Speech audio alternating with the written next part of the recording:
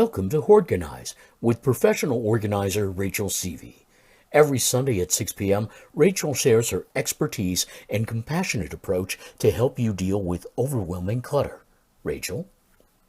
Hey, collectors. Welcome to the Hoardganize Podcast. I'm your host, professional organizer, Rachel Seavey, and this episode is about depression and clutter. Which came first, the chicken or the egg? If you weren't depressed before the clutter came, you're likely to feel down about your surroundings now.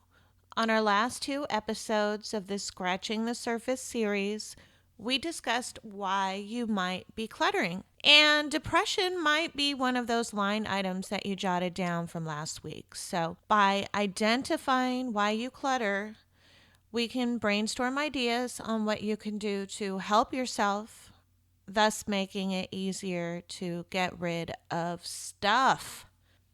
People tend to suppress their depression by overeating, over shopping, keeping themselves excessively busy, doing drugs, drinking alcohol, etc. It's so much easier to be distracted and not deal with all of your pain and grief, embarrassment, and shamefulness. If you are open to some of my suggestions, here are 5 tips that I think can help you with your depression and clutter. Tackling your depression will definitely lead to more clarity around your house. Okay. Tip number 1, seek professional help. Find out what's best for you through your healthcare plan, ask friends, do research, go on Yelp, find out what the cost is and how much you could spend out of pocket if you felt like you had to.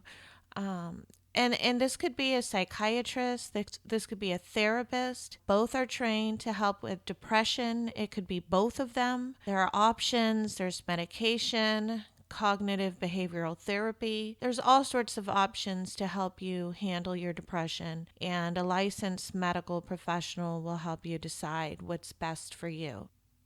Tip number 2, prayer and meditation.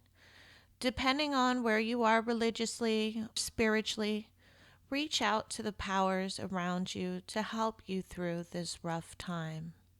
Tip number 3, share some of your pain with a trusted friend or family member.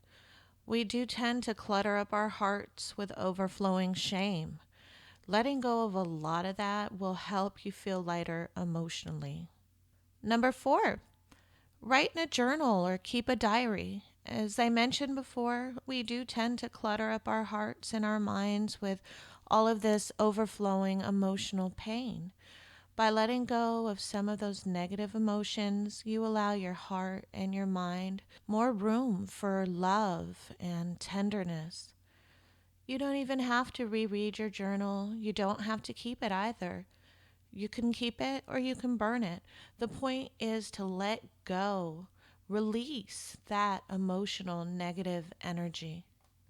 Think of it as decluttering your heart and your mind. Number 5, be good to yourself. Stop punishing yourself. Take a shower, let the water run through your hair, wash your face, brush your teeth, eat healthy, get exercise. How would you take care of a dear friend or family member that was in your position? I'd like to take a moment and think of somebody that you really care about and love. How would you take care of them if they were in your position? Knowing you, my dear collectors, you would be right by their side, nursing them back to health and giving them the shirt off of your back. People do much more for others that they care about than they do for themselves. And it's time to treat yourself like you treat others.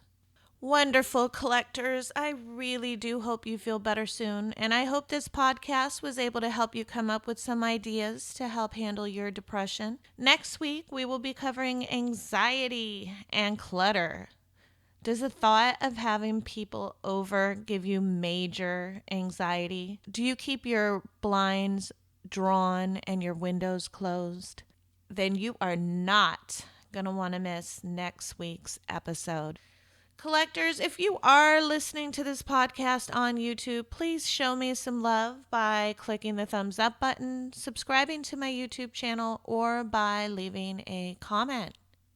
I love to hear what you all have to say. Until next time, collectors, and remember, happiness is a place between too little and too much. This has been Hoardganize with Rachel Seavey. New episodes are available every Sunday at 6 p.m. and also on the Collector Care YouTube channel. Download Rachel's Affirmations for Collectors on iTunes or Amazon.com, or sign up for Rachel's blog at collectorcare.com and receive 7 tips for clutter-free living. Thanks for listening.